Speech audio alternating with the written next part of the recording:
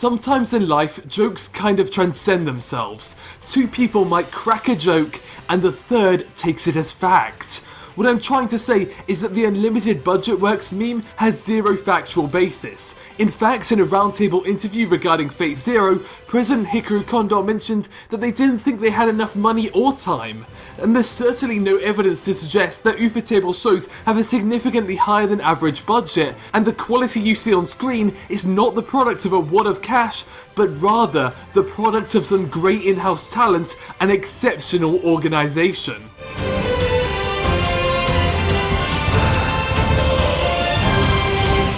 In a small apartment made up of only 4.5 tatami mats north of Ikebukuro, a group of friends got together. The plan? To create an anime studio. The sort of studio where the team could gather around a table and discuss new ideas. They had animators, a producer, a colour designer. They were set. Except they didn't have a name. A1 Pictures, PA Works and OLM are all businessy names, but President Kondo couldn't think of one. So when he was coming up with ideas, he thought about what he wanted to express to people and what he wanted to achieve with his new studio. And at the time, he just so happened to have come across a piece of furniture owned by a private dealer in Scandinavia. So yeah, you could probably see where this is going. He really wanted this table that looks a bit like a UFO for his new company, so he named the company after the table. And yeah, he actually owns the table now, and they bring it around to events sometimes. You've probably heard of the studio from their work on Kanekyokai and the Fate series, but before the studio was a household name, they had a very different image, instead focusing on these wacky science fiction series. They were serious about production, heavily utilising their own staff, but when it came to the shows they were creating, they were taking the piss, throwing genre out of the window with wild pacing and plot lines, introducing serious moments only to throw them out of the window. It was nuts, and it wasn't just any silliness, it was original silliness. In 2003, the studio created Ufotable Cartoon Team, and make sure you remember that keyword team, because it's the word that best describes Ufotable internal structure. Ufotable Cartoon Team is made up of 3 people, one screenwriter, one web designer, and one guy from sales. Now, when these guys aren't doing their actual jobs, together they make up the mangaka Tartan Check, whose job it is to write Ufotable manga like Coyote Ragtime Show and Manabi Straight. And it was during these years that Ufotable really started to grow, and more importantly, they started to organise.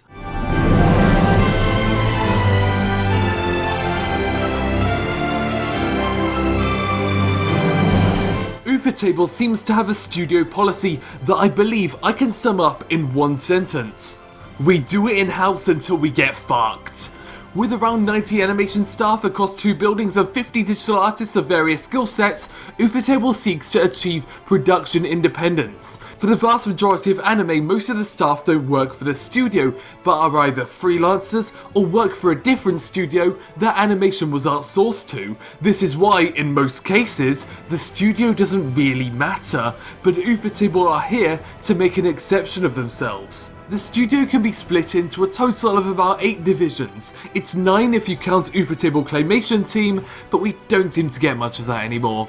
These departments include everything from screenwriters to events organisers to producers to animators, and that's not even including the chefs, but we'll get to that later on.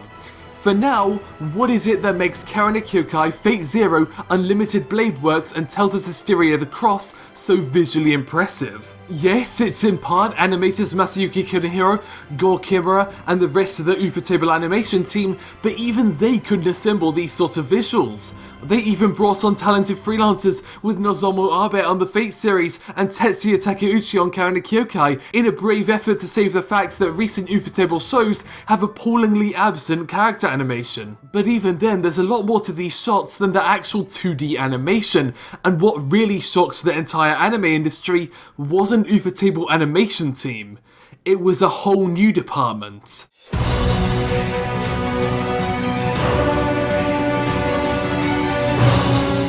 Assembling CG and effects artists and developing a brand new team to produce digital video in-house was a huge step for Ufotable, and the entire industry was talking about it. Under the lead of Department Chief Yuichi Terao, Ufotable has reached the status it has today as one of the most successful anime studios. Due to the effects and CG teams working together, they can work to combine 3D animation and 2D animation in new ways, covering up discrepancies with synergetic lighting. Ufotable doesn't have many animators skilled in background animation, so they have to heavily rely on CGI if they want the camera to move at all, and it's because of Terao's team that stuff like this is possible. As well as being the department chief, he is also a director of photography, a role usually associated with film. If you've ever been on a film set, you'll know that the DOP works with the director to basically bring storyboards to life. They pick the camera, choose lights, angle, and work with the post-production team to create a world. And the same is true for anime, it's just that the camera is a virtual one. Using 3ds Max and Adobe After Effects, it's their job to bring the visuals to a whole new level. With the animation team just a floor above, the digital team is able to achieve a unity that only Kyoto Animation Digital Works Room can beat. They're responsible for all the rain, all the lights, most of the effects. For example, all of the impact sparks, dust and magical explosions here were added in post. The animator only needed to draw Berserker and the swords, trusting that the digital guys downstairs would be able to project it into something exemplary.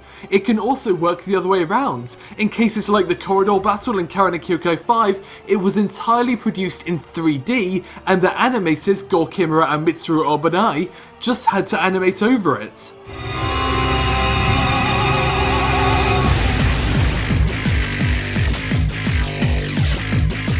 And don't worry that you haven't given the guy credit before. In an interview in 2008, Terao says, "No evaluation is the best evaluation."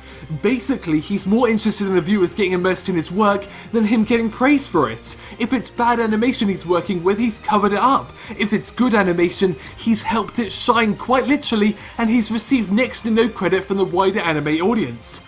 Unfortunately, this is the Canipa effect, and I say we praise the hell out of him as the man who turned Ufotable into one of the most popular anime studios out there. As of Tales of Zestiria the Cross, we started seeing a new collaboration known as the Ufotable 3D Background Team, where background artists are being taught 3D to project their worlds into a new dimension. And that reminds me, Ufotable does some of their own backgrounds, working with Studio Easter and Atelier Musa. Led by Department Chief Kazuo Ibasawa, Ufotable art team is on the same floor as Yuichi Terao's digital team, allowing for this brilliant visual consistency that we're also used to. There's actually a third department on the same floor working next to the digital and art teams, and that's Ufotable Finishing Team. Headed by founding member Department Chief Emi Chiba, her colour design work is intrinsic to the new Ufotable aesthetic. This is what a keyframe looks like once the animator is done with it, and it's up to this team to introduce colour, shadows and shading, as well as clean up the frame so that once it's gone through these three teams, it ends up looking like this.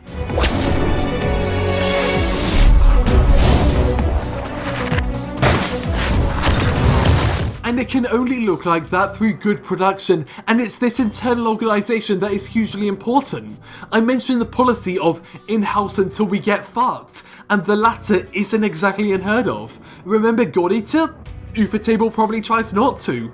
With hardly any breathing time between Fate's Stay Night and Limited Blade Works and God Eater's debut, the show crashed hard. Just 3 episodes in, they had to bring in 11 animation directors and 72 key animators, all from different studios, just to get episodes out. It was a hellish production that eventually just died. So when you're getting impatient over waiting for Heaven's Feel, this is why it might be worth the wait, because the only reason Tales of Zestiria isn't a disaster is because the show is well ahead of schedule. But that's all for this studio spotlight. Thanks for watching the Canipa Effect, and make sure to subscribe for more industry coverage. Or we could save that for later, because Ufotable isn't just an anime studio. You see, they had an image. They were young, they just made some ridiculous comedy series, and they were about to launch their first collaboration project with Type Moon. And what they wanted to do was expand their own scope and bring people into this image, which is why in 2006 they turned the entire first floor of their studio into a cafe. The idea was that the cafe would serve as a place not only for the staff to eat and hang out, but for them to interact with fans of their shows. And it was such a huge success that there were times where you had to wait 6 hours to get a seat. Even today you need to arrive hours in advance to book a seating time. And it's constantly changing its theme. For example, right now it's themed based on Tales of Zestiria the X, and one of the dishes they're serving is Friendship of the Two Pasta, where Sore is the bolognese and Mikleo is the bacon cream sauce. That isn't even a joke, that's the description of the dish. I've also heard it's delicious. But the Ufotable Cafe was never a one-off thing, and President Hikaru Kondo had a very good idea of where to take the next one. You see, Kondo is from the city of Tokushima on Shikoku Island, and when he was young, he left to pursue success in Tokyo. And with Type Moon and Aniplex partnering with the studio and the Karana Kyokai films underway, he'd succeeded, and so he went home to set up Ufotable Tokushima, a second Ufotable studio, and with the help of Ufotable management team, Kondo set up a second cafe and started the biggest anime event in the city, Machi Asobi.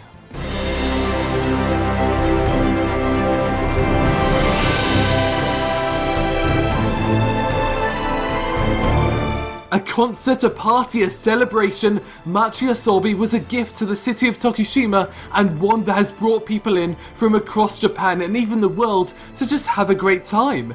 They've even started an awards ceremony celebrating deserving creators, voice actors and artists.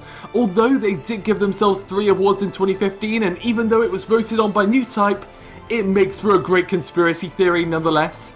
The celebration is held in different parts of Tokushima, giving tourists the opportunity to see as much of it as possible. And it's not just events, Ufotable Tokushima hires brand new animators as well, and acts as a training platform, having them do in-between work for upcoming shows. They even do lessons on animation for local schools, and in 2010 they put on a charity picture show for the Children's Hospital of Tokushima. They've even worked with the Tokushima Tourism Board, and even designed posters for the Tokushima JSDF Recruitment Center. They even opened their own cinema, known as Ufotable Cinema, where they do events and advanced screenings of their shows. And in 2016, for Tales of Zestiria the X, the young animators of Ufotable Tokushima got the opportunity to work together on episode 1 as key animators doing their own professional keyframe work for the first time. And Ufotable's story is a success story. In 2012 they opened up Ufotable Dining, a restaurant under the brand. In 2014 they opened a third cafe in Nagoya, and in 2015 Machi Asobi had an attendance of 80,000 people.